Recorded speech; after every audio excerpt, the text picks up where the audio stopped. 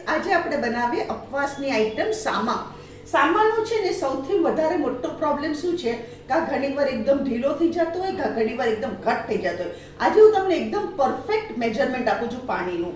મેં શું કર્યું, અહીંયા હું મારો ગેસ બંધ કરી દઉં છું. સામો થઈ ગયો છે.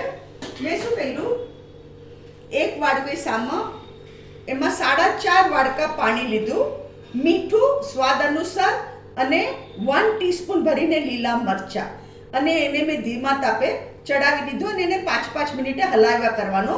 આ આપણો સામો તૈયાર થઈ ચૂક્યો છે. આ મેજરમેન્ટ તમે યાદ રાખજો. 1 વાડકા 4.5 વાડકા પાણી અને લીલા મરચા અને મીઠું. એમાં અમે સિંગનો ભૂક્કો બી નાખી શકો, પણ હું નથી નાખતી. આ જો મારો સામો એટલો પરફેક્ટ થયો છે ને ફ્રેન્ડ્સ, આ છે આપણો સામો. આપણે આ ફાસ્ટિંગમાં બહુ સરસ લાગે અને આ પરફેક્ટ આપણે કન્સિસ્ટન્સી થઈ છે.